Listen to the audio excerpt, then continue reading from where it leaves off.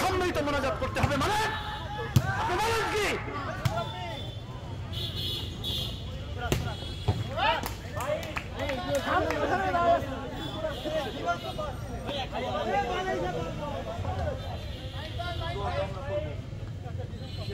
আমারে বসায় রেখে আপনি বেদাতি দোয়া করতে যাচ্ছেন?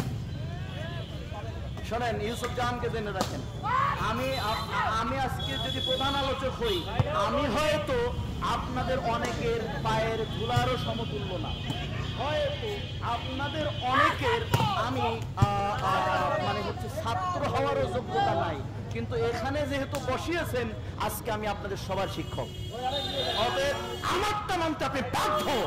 আমি আপনাকে সাহায্য করে যাব, অত সহজ মনে করার উপায় নেই। আর আপনাদের সাহায্যে টাকা দিতে হবে, মসজিদে কাজ করবে, কোনো কথা নেই। টাকা দেন, ঠিক টাকা ঢালেন, টাকা লাগবে, মসজিদে টাকা দেন। এই যান, এত পাম্পটি দিতে পারবো না, সালাত হবে সালাতের উপরে, যে দানের উপরে বক্তব্য দিব, পাম দিব, সুবিধাবাদ জিন্দাবাদ হবে না, টাকা লাগবে, মসজিদে কাজ হবে, টাকা লাগবে। কথা শেষ। এরপর আমরা বেদাতি কাম আমারে বসে দিকে করা যাবে না, এগুলো পাগল ছাগল মনে করার সুযোগ নেই। ঠিক আছে, যা সুন্নাত তাই করতে হবে। তোমার সমাজ দিয়ে লাথি মারি তোমার সমাজকে আমি। যে সমাজের সুন্নাতকে অপমান করা হয় ওই সমাজকে জুতা দিয়ে লাথি উড়িয়ে দাও, ভেঙে দাও তোমার সমাজকে। ওই সমাজ প্রতিষ্ঠা করো যে সমাজ 1450 বছর আগে প্রতিষ্ঠা হয়েছে। আল্লাহ বলেছেন তাফতারিকু হাযিহি উম্মাতিন সালাসা ওয়া সাবঈনা, আমার উম্মত 73 দলে বিভক্ত হয়ে যাবে, কুল্লুহুম ফিন-নার, সবাই জাহান্নামে যাবে, ইল্লা ওয়াহিদা, একটা দল বাদে। সাহাবা বললেন কারা সুদল? বলেন মান আলাইহি ওয়া আসহাবি, আজকের দিনে আমি এবং আমার সাহাবারা যে নীতি যে গতি যে আমলের উপর প্রতিষ্ঠিত আছি ওভাবেই যারা আমল করবে তারাই জান্নাতে যাবে। আমি বসে আছি, অন্য বেদাতি হুজুর দিয়ে সম্মিলিত মোনাজাত করতে হবে। মানে আপনি বলেন কি? তো আমি করবো, দোয়ার পদ্ধতি আমি জানি, আমি মুহাদ্দিস, আমি হাদিস পড়াই। অতএব টাকা দেন, মসজিদে কাজ চলবে, আলোচনা চলবে।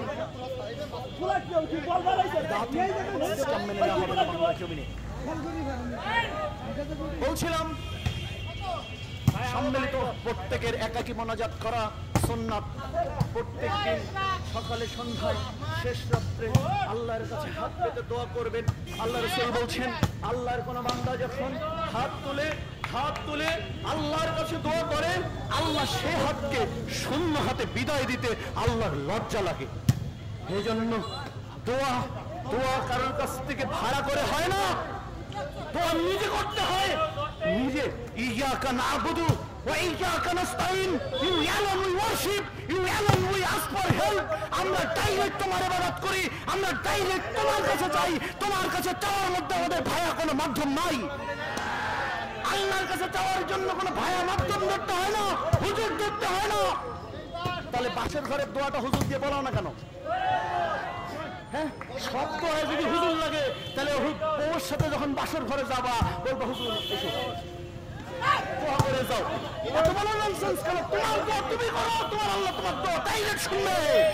আমার নবী বলেছেন আল্লাহর কোন বান্দা যখন দুহাত তুলে আল্লাহর কাছে বলে সে হাত ফিরত দিতে আল্লাহর লজ্জা লাগে। হতে পারে সে অনেক বড় গুনাহগার, কিন্তু আল্লাহ জানে সে আমারই বান্দা, আমি ছাড়া তার কোনো রব নেই। এছাড়া হয়তো আমার অনেক বান্দা আছে, কিন্তু আমি ছাড়া তো আর হাত পাতার জায়গা নেই। এই জন্য তার কোনো ভায়া মাধ্যম লাগে না। আমরা সালাতে বলি ইয়াকা নাবুদু, আমরা ডাইরেক্ট তোমার ইবাদত করি। ওয়া ইয়াকা নাস্তাইন, আমরা সরাসরি তোমার কাছে ভায়া মাধ্যম ছাড়া সাহায্য চাই। তোমার কাছে চাওয়ার মাধ্যম লাগে না, ভায়া লাগে না। এজন্যই তো আমাদের দেশের আল্লাহর কাছে ডাইরেক্ট যাওয়া যায় না, তীর ধরতে হয়। হ্যাঁ, কেন পীর ধরতে হবে? তুমি আল্লাহর বান্দা, আল্লাহ তোমাকে সৃষ্টি করেছে।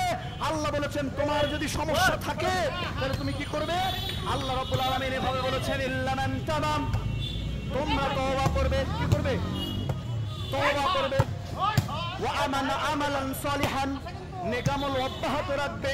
ফাউলাইকা ইউবাদদিলুল্লাহু সাইয়্যাতিহিম হাসানাত, তখন আমি তোমাদের অতীতের সব গুনাহকে নেকি দিয়ে পরিবর্তন করে দেব।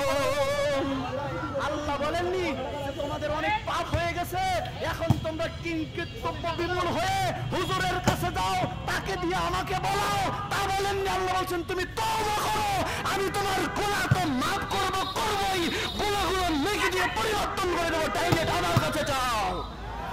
তোমার হুজুর লাগবে কেন? আমরা জানি না। হুজুর তো আমিও ছিলাম। কি করে হুজুর, আমার বাবা মরে গেছে, আমার জন্য একটু, বাবার জন্য একটু দোয়া করিয়েন। এই যে দেখেন টাকা দেয়, হুজুর আমার বাবার জন্য দোয়া করিয়েন। আর আমি বলি রব্বির হামহুমা কামা রাব্বায়ানি সগীরা। আরো সকল বলে আমিন। আমারে টাকা দিয়েছে, খাবার দিয়েছে, আর দোয়া কবুল হয়েছে আমার বাপ মার জন্য, তোর ঘর ডিম হয়েছে। এই রব্বির হামহুমা কামা রাব্বায়ানি সগীরা, এটা কি আল্লাহ হুজুরকে শিখিয়েছে না আল্লাহ পিতামাতার সন্তানকে শিখিয়েছে? তাহলে ইয়া দোয়া বলার জন্য হুজুর লাগবে কেন? হ্যাঁ, ইসলামকে তোরা পাগলের ধর্ম বলছিস নাকি? ডাইরেক্ট তুই বলবি তোর বাবা মার জন্য। হুজুর বললে দোয়া কবুল হতে পারে, নাও পারে, কিন্তু সন্তান যখন পিতামাতার কাছে বলবে সাথে সাথে দোয়া কবুল করেন কে? জেনে রাখবো মুসলমান, ধর্ম শেখো, ধর্মের নামে ভণ্ডামি করিও না, ধর্মের নামে অধর্ম চালিও না। তুমি বলো কি আজকে আমাদের হুজুররা অমুকের বাপের কবরের ধারে কি কান্না করে? আল্লাহ, নিজের বাপের কবরের পাশে একদিনও যায় না, তোমার বাপের কবরের পাশে কাঁদে কেন? তোমার পান নাই। হ্যাঁ, তুমি হুজুর দিয়ে দোয়া করো কেন? আল্লাহর নবী বললেন সালাসাম ইযা মাতাল ইনসানু ইনকাতাম আনহু। ইসলাম তোমাকে শিখিয়ে যায় ইযা মাতাল ইনসানু ইনকাতাম আনহু আমালহু ইল্লা মিন সালাসাতিন ইল্লা মিন সাদাকাতিন জারিয়াতিন আও ইলমিন ইনতাফাউ বিহি আও ওয়ালিদিন সালিহিন। রাহুল বুখারী ও মুসলিম। বুখারীর 213 নম্বর পৃষ্ঠার 8 নম্বর লাইনে আল্লাহর নবী বলছেন, মানুষ যখন মরে যায় সব আমলের দরজা বন্ধ করে দেওয়া হয়, কিন্তু ওয়ালিদিন সালিহিন, কোন সন্তান যখন তার পিতামাতার জন্য কিছু বলে আল্লাহর দরবারের সাথে সাথে কবুল হয়ে যায়, এমনকি মরার পরে কবরেও নেকি চলে যায়। হুজুর লাগে না, পিতামাতার জন্য সন্তানকে বলতে হবে, আর সন্তানের জন্য পিতামাতাকে বলতে হবে। আল্লাহর নবী পক্ষান্তরে বলছেন সালাসান দাওয়াতুল্লাহ তুরাদ্দু। 3 শ্রেণীর মানুষ যখন আল্লাহর কাছে কোনো কিছু বলে দেয়, আল্লাহর নবী বলছেন লা তুরাদ্দু, আল্লাহ এভার নেভার রিজেক্ট দেয়ার দোয়া, আল্লাহ তাদের দোয়া কোনোদিন ফেরত দেন না। এক হচ্ছে দাওয়াতুল ওয়ালিদি লিওয়ালিদিহি, কোন পিতার মাতা যখন তার সন্তানের জন্য যা কিছু বলে, নবী আমার বলছেন আল্লাহ সব কবুল করে নেয়। পিতামাতাকে যেমন হুজুরের কাছে যাওয়া লাগবে না, তার দোয়া ডাইরেক্ট আল্লাহ কবুল করে। কোন সন্তানকেও হুজুরের কাছে যাওয়া লাগবে না, তার দোয়া আল্লাহ ডাইরেক্ট কবুল করে। বলেছেন কে? আল্লাহ। অতএব আমার ভাইরা, আজকে আমরা দোয়া শিখে নাই। আমরা মনে করি একজন বলবে, এই অধিকাংশ সময় কি আমি বলি রব্বির হামহুমা কামা রাব্বায়ানি সগীরা, তাহলে এটা তো আমার বাপের তোমাকে। আর তুমি কইছো আমিন, তাহলে তুমি আমার টাকা দিলা, খাওয়ান দিলা, আমিন বললা, আমার বাবা মার উপকার হলো, তোমার বাবা মার ঘোড়ার ডিম হলো। তোমার রব্বির হামহুমা কামা রাব্বায়ানি সগীরা তোমার মুখ দিয়ে বলতে হবে, এটাই আল্লাহ শিখিয়েছেন, ঠিক কিনা? আমাদের দোয়া শিখো, সকাল দুপুর সাঁঝে একটা সময় হলেও হাতখানা তুলে আল্লাহর কাছে মনের খবরগুলো বলে দাও। আল্লাহ তোমার দোয়া কবুল করবেন, আল্লাহ ওয়াদা দিয়েছেন। খালি কবুল করবেন না, আমার নবী বলছেন আদ-দুআ হুয়াল ইবাদাহ, তোমরা দোয়া করবে, কারণ দোয়া তো দোয়া না, দোয়া ইবাদত। দোয়া কি? দোয়া কি? ইবাদত।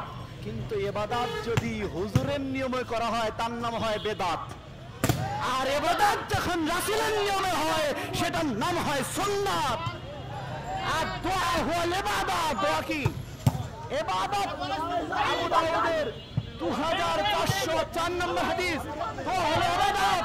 অতএব দোয়া করুন আপনার ভাষায়, দোয়া করুন আপনার আল্লাহর কাছে। আপনি দোয়ার মধ্যে ভায়া মাধ্যম নেওয়া যাবে না। যেমন স্বামী স্ত্রীর সাথে যাওয়ার সময় দোয়াটা হুজুর দিয়ে পড়ালে ভেজাল লাগবে, কারণ আপনার জায়গায় অন্য লোক চলে যাবে।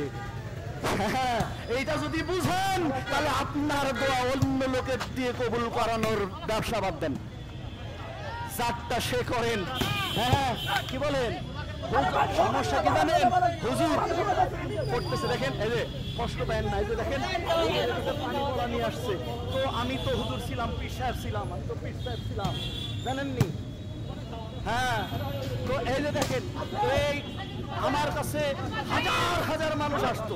তো এভাবে আমাদের কোমরটা কেমন ছিল দেখেন, এই যে মানে সব করছে আসতে, অতিশি জোরে, মানে হুজুরের হলো গরম। হ্যাঁ, তার মানে জোরে ওই বাকি কি পড়ছে জানেন? সূরা ফাতিহা পড়ছি, ওটা যদি জোরে পড়তাম, আর আয়াতুল কুরসি পড়ছি, ওটা যদি জোরে পড়তাম, এটা আমি জানি তোর লাগতো না।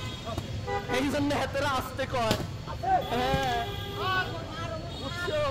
সূরা ইখলাস পড়ে আর নাচ পড়ে, ও বলবে হয়তো আমিই জানি, আমি এমন কিছু জানি না, তাই দিয়ে প্রতিভা হুজুর ওটা দিয়ে তো দোয়া কবুল হবে না, হাতে জানে। এই জন্য আসতে পড়ে যাতে শিখে তুমি ওর কাছে আবার না যাও, আবার আসো। এই জন্য আসতে কয়, এই জন্য তুমি প্রয়োজন হলে তোমার সূরা ফাতিহা তুমি পড়ে ফুদাও, তোমার আল্লাহ কবুল করবে। হুজুর লাগবে না, হুজুরের এই ব্যবসা বাদ দাও। এই জন্য আমার ভাইরা, দোয়ার ব্যাপারেও আপনি আপনার দোয়াটা আপনার আল্লাহর কাছে যেভাবে বলতে পারবেন, আরেকজনের মাধ্যমে সেভাবে বলা সম্ভব। আপনি কত জানেই না আপনি ভিতরে কি চান, কিন্তু আল্লাহ বলেন কুলিন তুফুম মা ফিস সুদুরিকুম আও তুবদুহু ইয়ালামুল্লাহ। আমার বান্দা, যা কিছু তুমি প্রকাশ করো, আবার এমন কিছু আছে তোমার অন্তরে যা গোপন থাকে, তুমি যখন আমার কাছে দোয়া করো ওটাও আমি কবুল করে নেই। ওয়াইস্তাইসারা রাব্বুকুম লাইন শাকারতুম লাযিদান্নাকুম ওয়ালাকিন কাফারতুম ইন্না আযাবি লাশাদীদ। অতএব বান্দা, যদি দোয়া কবুল করাতে হয়, তোমরা তোমাদের আল্লাহর প্রশংসা করবে, প্রশংসা করবে, নবীর উপর দরুদ পাঠ করবে। এই সময় তুমি দোয়া করবে, যা তুমি দোয়া করবে আল্লাহর দরবারে তা কবুল হয়ে যাবে। তুমি মনে করো এমন একটা বিপদে আছো, সেখানে হুজুর নাই, পৃথিবীর কেউ নাই, এমন জায়গায় তুমি আছো, তখন তুমি কি করবে? ডাইরেক্ট আল্লাহর কাছে চাও। অতএব ও জায়গায় যেমন আল্লাহর কাছে চাইতে গেলে ভায়া লাগে না, মাধ্যম লাগে না, পৃথিবীর সর্বক্ষেত্রে জেনে রাখবে আল্লাহ তোমাকে সূরা ফাতিহা কেন প্রত্যেক ফরজ সালাতে ফরজ করা হয়েছে, সেখানে বলা হয়েছে ইয়্যাকা না'বুদু, আমরা শুধুমাত্র ডাইরেক্ট তোমার ইবাদত করি, ওয়া ইয়্যাকা নাস্তাইন, শুধুমাত্র একমাত্র তোমার কাছে সরাসরি সাহায্য চাই, তোমার আর আমার মধ্যে কোনো ভায়া মাধ্যম নাই। অতএব জেনে রাখবেন আমার ভাইরা, এখান থেকে বিরত থাকা যাবে না। আমি গুরুত্বপূর্ণ কিছু পয়েন্টে কথা